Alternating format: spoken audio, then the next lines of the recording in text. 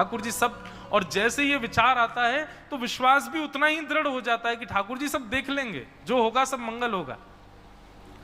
अगर कुछ अनुचित भी होना होगा तो ठाकुर जी ने उसी में मंगल निधान किया होगा।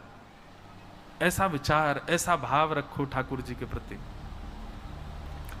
श्री मदन मोहन सूरदास जी, सूरध्वज जी वृंदावन आ गए, मदन मोहन जी की शरण में रहते थे। ये मदन मोहन लाल जी सनातन गोस्वामी को बड़ी प्रेम से प्राप्त हुए। मैं कथा सुनाया करता हूं कि श्री सनातन गोस्वामी वो नाम जापक संत थे, सेवा आदि नहीं करते थे, भिक्षा मांगने के लिए जाते थे और घर घर जाकर के भिक्षा याटन करते थे।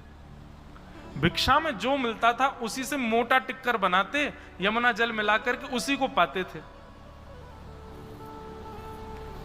एक मैया थी मथुरा में, उनके यहां मदन मोहन जी की सेवा थी। वहां ये जाते और जाकर भिक्षा मांगते, और भिक्षा में भी आटा मांगते और स्वयं उसमें यमुना जल मिला के उसकी बढ़िया टिक्कर बना के पाते।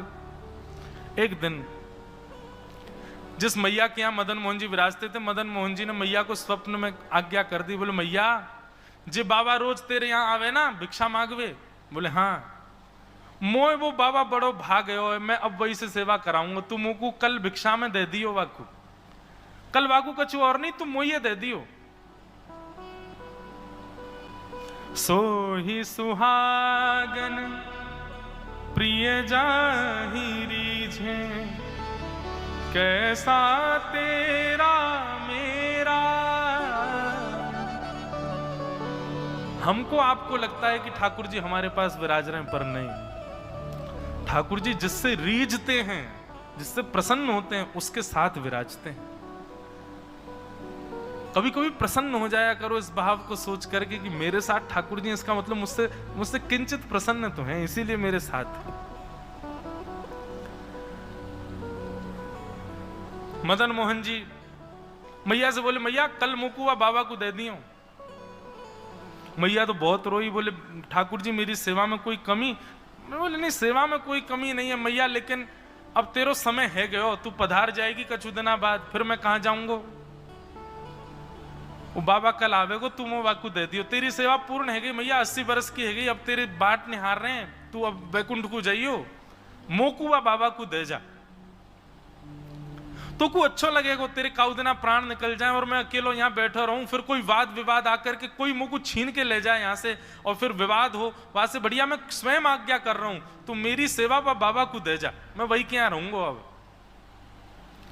मैया ने ठाकुर जी की बात स्वीकार कर ली। बोले ठीक है ठाकुर जी। बंधु एक बात भी याद रखिएगा, ठाकुर जी सदा अर्चा के रूप में हमारे साथ नहीं रहते, वो अपने अर्चक बदलते हैं। निश्चित है आज श्री गिरधर लाल जी मुझसे सेवा करा रहे हैं, कुछ वर्ष बाद वो अपना अर्चक दूसरा ढूंढेंगे, भले ही मेरे परिवार से ही ढूंढे, लेकिन सेवा तो जाएगी, किसी अन्य के पास जाएगी। ठाकुर जी का ये रूप है संयोग और वियोग। आपको संयोग दे रहे हैं, इसका मतलब किसी को वियोग देकर के आए हैं, और जब आपसे दूर जाएंगे किसी को संयोग देने तो आपको वियोग देंगे। तो वियोग आत्मा और संयोग आत्मा ये दोनों ठाकुर जी का स्वभाव है, यही करते हैं ठाकुर जी। मैया दूसरे दिन सनातन गोस्वामी आए तो अपने ठाकुर जी को लिए खड़ी, रोते रोते बोली बाबा ले जाओ मेरे ठाकुर जी को। बाबा बोली अरे मैया भिक्षा चाहिए, आटा दाल चावल दो जी। का ठाकुर जी क्यों दे रही हो? बोले नहीं बाबा आपसे प्रसन्न है गए ठाकुर जी, मुझे सपनों में आके बोले मैं तो बाबा के यहाँ रहूंगा, मेरे ठाकुर जी को ले जाओ। बाबा बोले मैया छोटी सी परन कुटी में रहूं मैं, तुम्हारो राज ठाट को लाला है, सुबह उठते ही दूध पीवे, प्रेम से भोजन पावे, 56 भोग लगावे, मेरे पास इतनी व्यवस्था ना है, मैं कैसे करूंगा सेवा? बोले अब ठाकुर जी की इच्छा है बाबा ले जाओ, आप जैसे रखोगे वहां में वो प्रसन्न है, आप ले जाओ। सनातन गोस्वामी ठाकुर जी को लेकर के अपनी कुटिया में आ गए।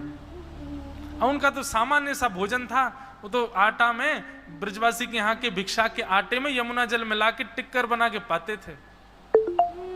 बढ़िया सुंदर टिक्कर बनाया, ठाकुर जी के आगे धर दिया। बोले लाल जी, अब मेरी गलती नहीं है, आप स्वयं राजठाट छोड़ करके कुटिया में पधारे हो। बताओ, दुनिया के लोग कुटिया से महलों में जाते हैं, बारे ठाकुर महल छोड़ के कुटिया में आए हो है, सेवा के काजे। अब पाओ, ये मोटे मोटे टिक्कर ही पाने पड़ेंगे, यहां पे और व्यवस्था तो है नहीं। ठाकुर जी का भोग पधरा दिया। 10-5 दिन सेवा चली, कोई दिक्कत नहीं। 10-5 दिन बाद ठाकुर जी उनके ध्यान में प्रकट हो गए और प्रकट होकर के बोले, हे सनातन गोस्वामी, आप सुंदर टिक्कर बनाते हो, हमारी आपसे प्रार्थना है, बहुत बढ़िया प्रसाद बनाते हो, बस एक काम किया करो, थोड़ा सा नमक उसमें डाल दिया करो आटे में, तो नेक टिक्कर नेक स्वादिष्ट हो जाएंगे, तो पावे में नेक सुख मिलेगा। सनातन गोस्वामी बोले, हमको तो ऐसे ही पाने का अभ्यास था, लेकिन अब ठाकुर जी आपकी इच्छा है तो फिर ठीक है, कल से भिक्षा में नमक ले आया करूंगा। और अगले दिन से नमक आने लगा। अब मतलब क्या है, नमक आ गया तो इसका मतलब यह है कि ठाकुर जी चटोरे हैं, अब तो 56 भोग आएगा, धीरे धीरे सब आ जाएगा। सनातन गोस्वामी ने बढ़िया नमक मिला करके टिक्कर बना के ठाकुर जी को पवाया। 10-15 दिन तक ठाकुर जी कुछ नहीं बोले। 10-15 दिन बाद ठाकुर जी फिर प्रकट हो गए। जय जय आज्ञा करो, अब कहा भयो। ठाकुर जी बोले, टिक्कर बहुत बढ़िया बना रहे हो आप, बस एक प्रार्थना है हमारी। बोले कहा। बोले सूखो टिक्कर होवे ना, टिक्कर कहते हैं मोटी मोटी रोटियों को, वो कंडे पे बनती हैं, गोवरी में बनती हैं, हमारे ब्रज में संत जन वही पाते हैं। उससे भूख कम लगती है, एक बार के भोजन में पूरे दिन का निवृत्त हो जाते हैं, तो भजन करने में दिक्कत नहीं होती। ठाकुर जी बोले, तुम मोटी मोटी टिक्कर ही बना रहे हो, वहां में नमक तो डाल रहे हो, लेकिन ये रूखो रूखो पा पा के मेरे गरे में इर्ज गए हो, मुंह को गरे के नीचे सटको ना जाए, आप बस एक कृपा कर दे करो, नेक वहां में घी लगा दे करो। सनातन गोस्वामी बोले, अभी तक आटा आता था, अब नमक आने लगा, अब घी भी लाऊं मैं। बोले हाँ बस इतना कर दो बाबा, इतना ना करोगे, मैं महल छोड़ के तुम्हारी कुटिया में आ गया, तुम मेरे पास घी नहीं लाओगे? ठीक है, कल से घी भी लाएंगे। घी आ गया, नमक आ गया, आटा आ गया, बढ़िया टिक्कर ठाकुर जी पा रहे हैं। 10-15 दिन बाद ठाकुर जी फिर प्रकट हो गए। सनातन गोस्वामी बोले, अब क्या हुआ? बोले बाबा बस एक काम और कर दे। बोले कहा, तू बाजार से एक आलू ले आए कर, और वह आलू को अग्नि में सेक देकर वो भुन जाएगा, और जैसे ही भुन जाए करे तो वह को मीड़ के वहां में नमक बुरक के और वह टिक्कर के संग में एक आलू की चटनी दे देकर मेरो बातें ने सुख मिले करेगो। सनातन गोस्वामी जी ने ठाकुर जी उठाए गोद में और सीधे गए मैया के घर, और मैया के दरवाजा खटखटा, मैया बाहर आई। ठाकुर जी बोले, दो पकड़ो अपने ठाकुर जी, चटोरो ठाकुर, मेरी कुटिया में आ गया ना, 56 भोग मंगा लियो वहां पे, पहले बोलो नमक लियाओ, फिर बोलो घी लियाओ, अब कह रहे आलू लियाओ, कल के को टमाटर लियाओ, परसों के को रबड़ी लियाओ।